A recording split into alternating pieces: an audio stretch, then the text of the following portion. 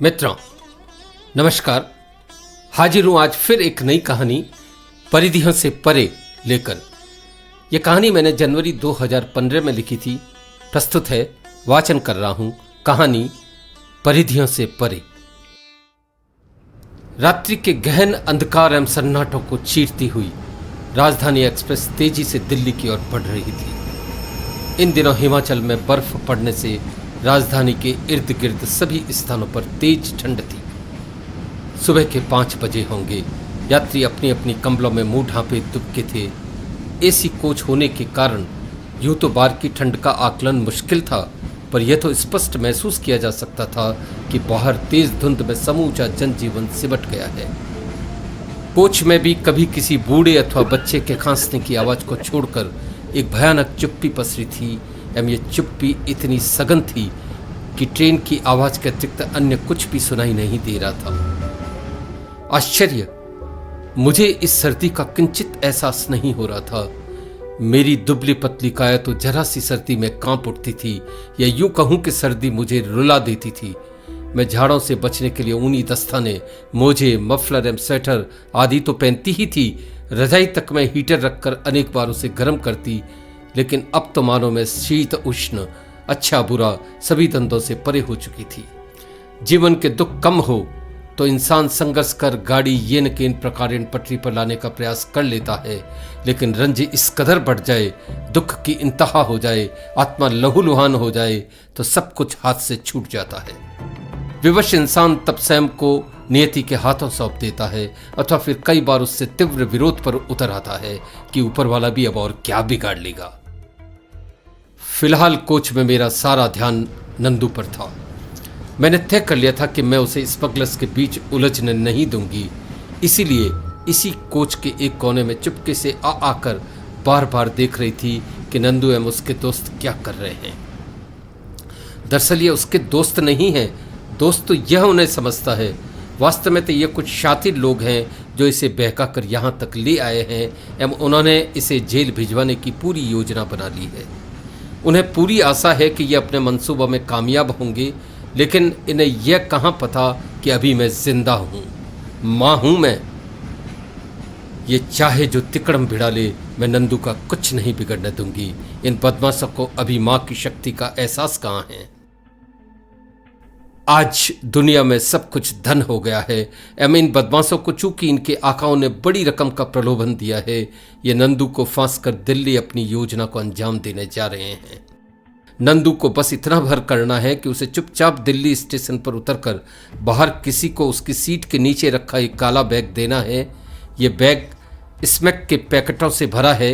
इसका बाजार भाव 10 करोड़ से कम न होगा। नंदू को इन्होंने 20 लाख देने का वादा किया है एवं जैसे शिकारी जरा सा दाना डालकर पंछी जाल में फंसा लेता है, इन्होंने भी नंदू की कोहनी पर गुड़ लगाकर इसका दिमाग फेर दिया है। मैं जानती हूँ नंदू दिल्ली उतरते ही पकड़ा जाएगा। ये सभी तब वहाँ से रफू चक्कर हो जाएंगे। हाँ, नंदू का 10 वर्ष के लिए जेल जाना तय है। अगर 25 की उम्र में एक युवक 10 वर्ष के लिए जेल चला जाए तो उसके शेष जीवन में फिर जिल्लत के अतिरिक्त क्या रह जाता है। ऐसा व्यक्ति 7 पीढ़ियों के संचित यश एवं पुण्यों को अकेला निगल जाता है। परिवार की प्रतिष्ठा बनाने में पीढ़ियां कपती है, लेकिन प्रतिष्ठा ढहाने में एक पल चाहिए। एक क्षण का गलत निर्णय, दुश्चिंतन पुरखों के यश पर पानी फेरने के लिए पर्याप्त है। इन बदमाशों को क्या पता मैंने इनके मंसूबे जान लिए हैं। नंदू के बारे में अब तक क्या कुछ नहीं जानती मैं स्पष्ट देख रही हूं कि कल रात जब से ट्रेन जोधपुर स्टेशन से प्रारंभ हुई, ये सभी उसे तरह तरह से फुसला रहे हैं। नंदू को जोड़कर ये कुछ 4 लोग सेकंड एसी कोच में एक सेक्शन में बैठे हैं। पहले तो ये नंदू को नंदू बोस, नंदू तुम कितने डायनेमिक हो, Nandu is real courageous person, जाने क्या क्या कहकर इसे बहलाते रहे। तत्पश्चात रात चढ़ते शराब के दौर भी प्रारंभ हो गए। नशा चढ़ने के साथ इन्होंने नंदू से वफादारी, लॉयल्टी एवं साबित कदमी की जाने कितनी कस्में ले ली है। इसे तीसरा पैक देने के बाद इनमें से एक बकरा था, नंदू इज ग्रेट, इसे कोई काम दे दो ये पूरा करके छोड़ता है। तभी दूसरा बोला, Nandu is a bold man, इसने पीठ दिखाना सीखा ही नहीं। इतना कहकर सब यूं अट्टहास कर रहे थे मानो कबूतर खुद ब खुद इनके जाल में आ गया हो। हमारे नंदू जी को और क्या चाहिए, इतने में तो ये गर्दन काट कर दे दें। मैं जानती हूँ ये निहायत भोला बच्चा है, लेकिन जगत में बहकाने के लिए भोले लोग ही तो होते हैं। मूर्ख तो उसे ही बनाया जाता है जो बन सकता है। जगत में अकल उधार नहीं मिलती। ताज्जुब है इन्होंने नंदू को इस कदर बरगला दिया है। भगवान किसी को अच्छी बुद्धि दे न दे, कच्ची बुद्धि तो न दे, क्योंकि जगत में कमजोरियों का इलाज है, नादानियों का नहीं। ओह मेरा प्यारा बच्चा नंदू, बचपन से बस यही तो एक दोष इसमें था जिसे लेकर मैं अक्सर परेशान रहती थी। उसके इसी दोष के चलते अनेक बार मैं आशंकित हो उठती थी एवं इन्हीं आशंकाओं के झूले पर झूलते मुझे माइग्रेन तक रहने लगा था। जैसे चंद्रमा का एक कलंक संपूर्ण चंद्र को कलंकित कर देता है, जैसे मटके के एक छेद से पूरे मटके का पानी बह जाता है, यही बात नंदू के इस दोष को लेकर थी। बचपन में माँ अक्सर ऐसे लोगों के लिए एक मुहावरा प्रयुक्त करती थी, पढ़िया पर गुणिया नहीं। यह लोकोक्ति नंदू पर सटीक उतरती थी। आप किसी को हिदायत मशविरा दे सकते हैं, रास्ता बता सकते हैं, पर उस रास्ते पर जाएगा तो वो अपनी मर्जी से ही। घोड़े को पानी की खेली तक ले जाया जा सकता है, पिएगा तो वो अपनी मर्जी से ही। नंदू के सारे गुण इसी एक दोष में स्वाहा हो गए, वरना उसके जैसे होनहार बच्चे हजारों में एक होते हैं। आज मानो मेरी समस्त स्मृतियां उलट गई है। मुझे याद है ये ऑपरेशन से हुआ था। उस रात में दर्द से कराह रही थी, अधिक खून बहने से शक्तिहीन भी हो चुकी थी, पर नंदू को जब मेरे पास लिटाया गया तो मेरी तमाम पीड़ा काफूर हो गई। ओह, एक कोमल गोरा फूल सा बच्चा अपने नन्हे हाथ पांव पटकते हुए मानो किसी की गोद में जाने को बेताब हो। मैंने इसका सिर अंगुलियों से सहलाया तो मेरी छातियों से दूध बह गया। मुझे मानो नव निधियां मिल गई। तभी इसके पापा वरुण भीतर आए। उन्हें देखकर मेरी बची कुची पीड़ा भी जाती रही। उनका सामीप्य एक छाते के नीचे खड़े हो जाने जैसा था। स्नेह एवं सहयोग की प्रतिमूर्ति थे। आज नंदू का पूरा बचपन मेरी आंखों के आगे नाच रहा है। मुझे उसको लेकर एक एक बात याद है। ये 4 वर्ष का हुआ तब तक वरुण एवं मैंने इसे नाजों से पाला था। वरुण रात को अक्सर इसे अपने छाती पर लिटा कर सो जाते थे। मैं कहती भी आप ऐसा क्यों करते हैं, तो वह यही कहते, आज हम इन्हें इत्मीनान दें, कल ये हमें इत्मीनान देगा। कहीं घूमने जाते तो इसे कंधों पर बिठाते। मैं बचपन में इसके लिए क्या क्या नहीं करती, कितने स्वेटर, कितने मोजे, टोपियां, जूते एवं जाने क्या क्या बुनती रहती। बस नंदू पहनकर नटखट चाल चले, यही मेरा पारितोषिक था। मुझे याद है ये बीमार पड़ता तो हम कहाँ कहाँ नहीं जाते। औलाद को कितनी जतन से बड़ा किया जाता है ये माँ ही जानती है, लेकिन यह भी कुदरत का क्या खूबसूरत रहस्य है कि ऐसा करते हुए माँ सदैव आनंद से भरती है। उसे बच्चे से बच्चे के अतिरिक्त कुछ भी नहीं चाहिए। वे दिन हमारे चरम सुख के दिन थे। ऐसा भी नहीं हम धनी थे, पर हाँ, वरुण अपने घी के धंधे में इतना भर कमा लेते थे कि हमारी गृहस्थी की गाड़ी चैन से चल जाती। एक संतोषी परिवार को कितना भर तो चाहिए। जिस देश के संतों ने हथेली भर भोजन एवं अंजलि भर पानी का उपदेश दिया हो, उस देश में एक आम गृहस्थ के संतोष का स्तर इतना नीचे होता है कि किंचित आमद भी उसे सुख से सरोबार कर देती है।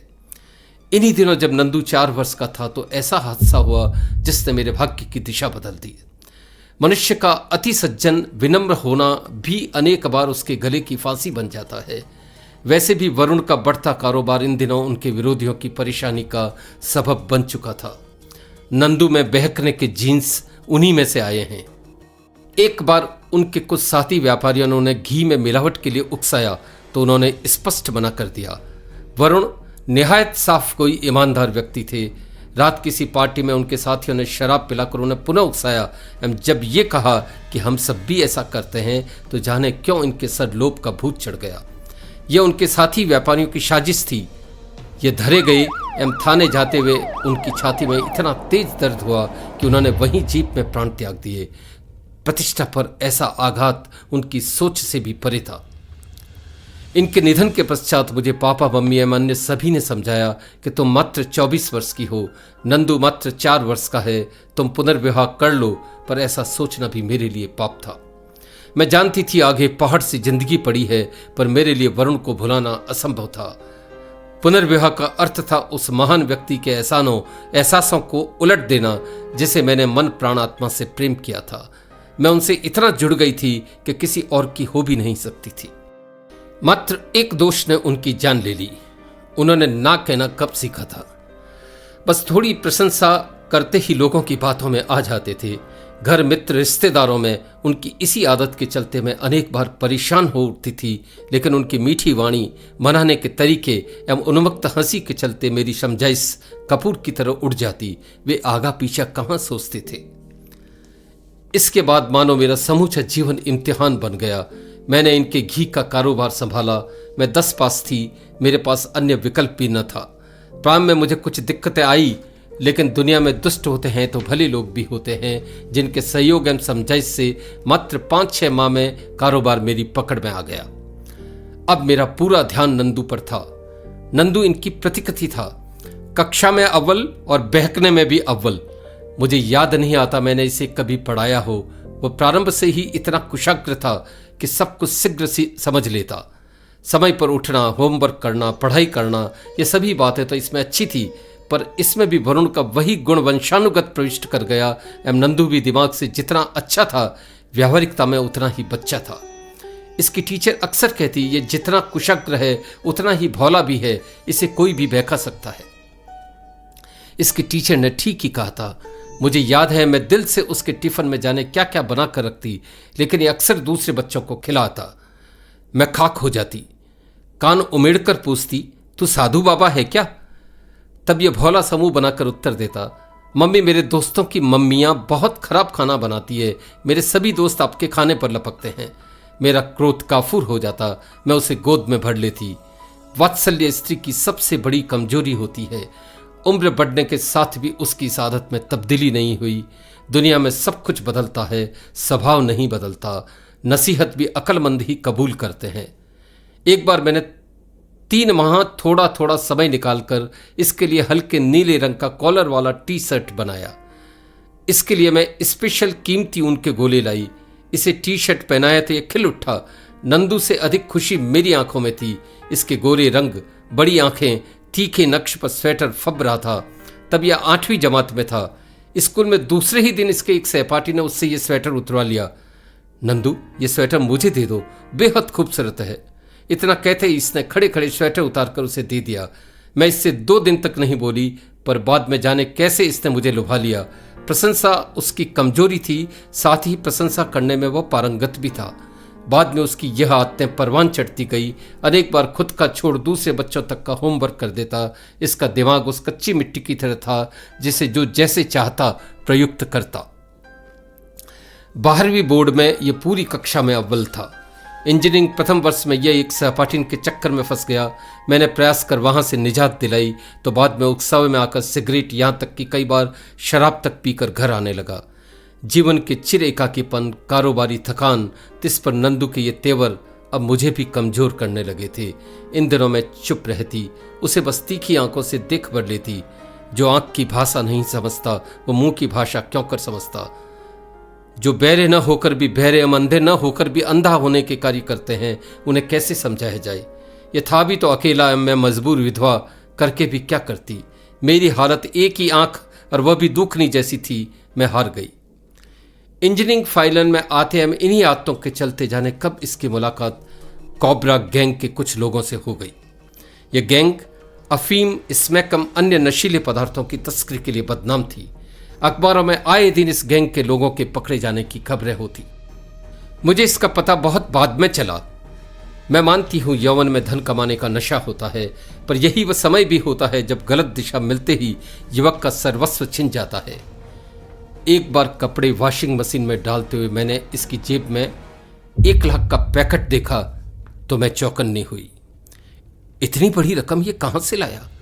मैं ऊपर से नीचे तक सिहर उठी। उस दिन मेरा रोआ रोआ जल गया।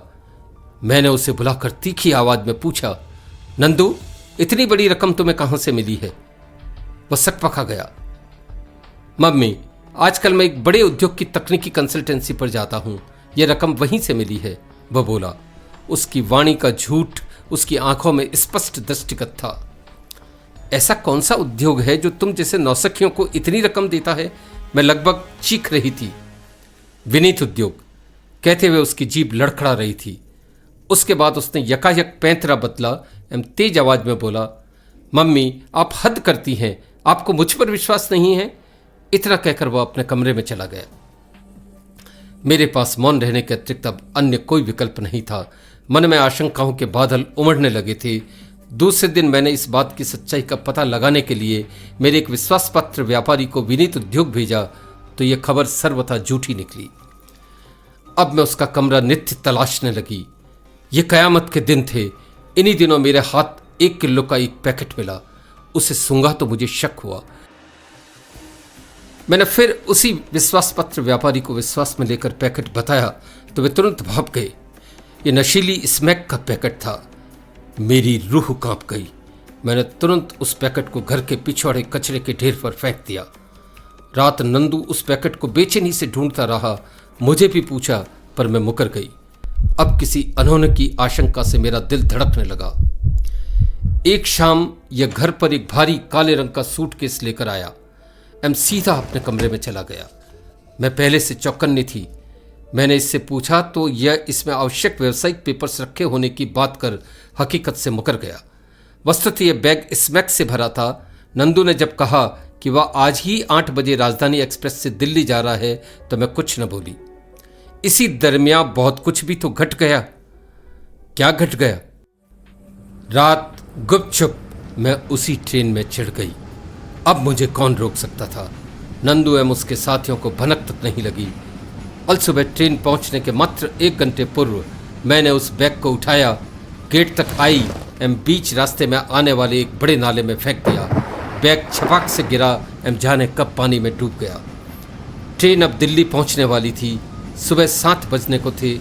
स्टेशन आने के 5 मिनट पूर्व इसके तीनों साथी चकमा देकर पीछे के गेट से चलती ट्रेन से ही उतर गए। नंदू अकेला रह गया। वह संभलता तब तक ट्रेन दिल्ली प्लेटफॉर्म पर पहुंच गई। पुलिस ने नंदू एवं एक यात्री की कड़ी तलाशी ली, लेकिन वहां क्या था? कुछ होता तो मिलता। नंदू चकित था। आखिर इतना बड़ा बैग कब किसने पार कर लिया? इस घटना के बाद नंदू के औसान जाते रहे। आंखों की धुंध छट गई। वह रह रहकर मुझे याद करने लगा। उसकी आंखों में आंसुओं की लड़ी लग गई। उसकी आत्मा आज एक अभिनव बोध से स्फुरित हो गई। वो मन ही मन कहने लगा था, माँ क्षमा करना, अब ऐसा हरगिज नहीं होगा। ओह, मैं अपनी परम हितैषी माँ का मन भी नहीं पढ़ पाया। उसने कितनी बार किस किस तरीके से नहीं समझाया, लेकिन मैं गफलत की नींद सोता रहा। अब मैं तुम्हें कभी दुख नहीं दूंगा, सदैव तुम्हारा कहा मानूंगा। उसकी आंखों में प्रायश्चित के आंसू तथा हृदय में एक नया संकल्प था। बस नंदू को मैं ऐसा ही तो बनाना चाहती थी। नंदू दिल्ली स्टेशन से बाहर आया ही था कि उसके मोबाइल की घंटी बजी। समाचार जानकर उसका चेहरा उतर गया। भला ऐसी गंभीर सूचना क्या थी?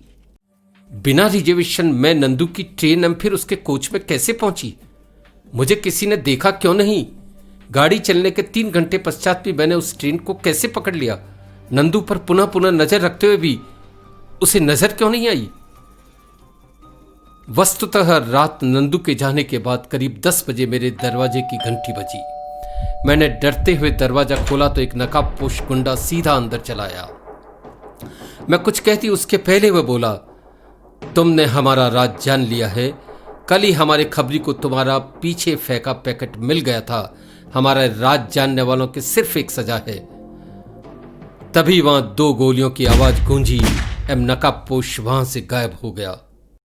बरामदे में मेरी लाश बिछी थी। पड़ोसियों ने तुरंत सूचना दी तो पुलिस मात्र 10 मिनट में आ गई। पुलिस ने कमरे की जांच कर लाश पोस्टमार्टम हेतु भिजवाई।